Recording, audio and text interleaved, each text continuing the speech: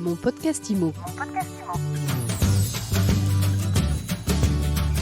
Bienvenue dans ce nouvel épisode de mon podcast IMO, le seul podcast sur l'immobilier quotidien, 7 jours sur 7 et sur toutes les plateformes en France.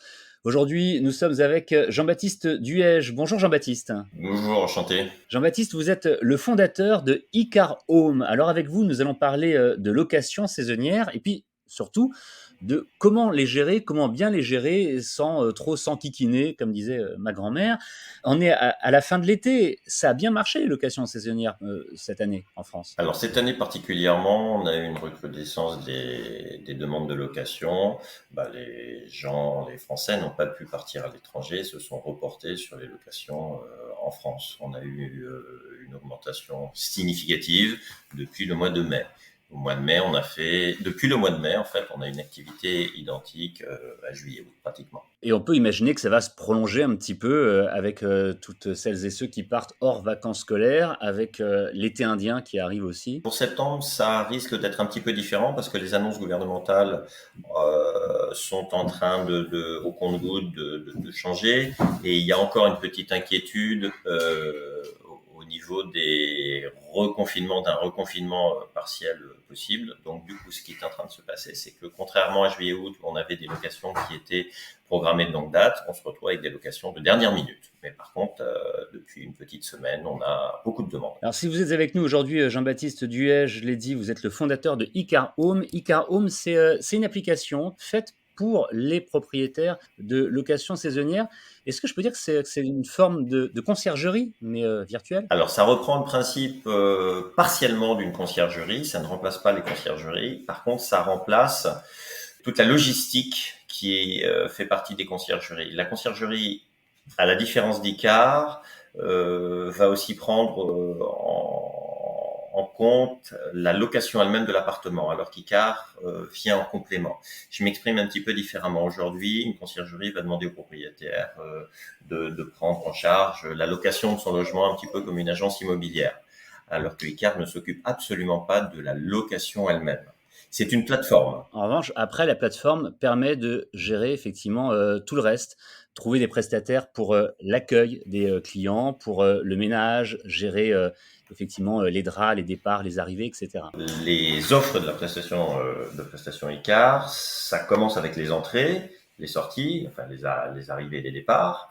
Ça propose aussi le linge de maison, tout ce qui est ménage. Alors vous avez deux types de ménage, le ménage qui est interlocatif, avec des forfaits qui sont préétablis. C'est aussi du ménage à l'heure, quand quelqu'un veut juste demander 1 ou 2 heures de ménage. Vous avez la possibilité de gérer les cautions, parce que certaines plateformes ne gèrent pas les cautions. Par exemple, Booking.com, qui est une des principales plateformes, ne gère pas les cautions. Il faut être physiquement sur place pour demander une caution liquide aux locataires. Évidemment, les propriétaires ne sont pas toujours sur place. Donc, on peut gérer les cautions à travers la plateforme. Ensuite, vous avez le paiement des locations, tout simplement parce que le propriétaire, lui, n'a pas toujours les moyens de paiement pour pouvoir se faire régler une location en direct. Et vous avez les taxes de séjour. Alors, lorsqu'une location passe par Booking, par exemple, vous avez les taxes de séjour qui sont souvent inclus dans la location. Donc, c'est Booking qui s'occupe de reverser les taxes de séjour aux communes. Alors que si un de vos locataires demande à rester un petit peu plus, vous êtes censé percevoir les taxes de séjour et les reverser vous-même aux communes. Néanmoins, pareil, vous n'avez pas toujours les moyens de paiement pour pouvoir encaisser les taxes de séjour, alors il faudrait que physiquement vous soyez là. Donc la plateforme propose aussi les taxes de séjour. Jean-Baptiste Duège, imaginons que je sois propriétaire d'un logement que je mets sur le marché en location saisonnière. Si je souhaite utiliser votre plateforme Icar Home, ça me coûte combien ? Alors, l'utilisation de la plateforme, en tant que propriétaire ou en tant que prestataire, n'a aucun coût tant que vous ne commandez pas de service. À partir du moment où vous commandez un service, évidemment, vous allez envoyer dans le réseau une demande de service.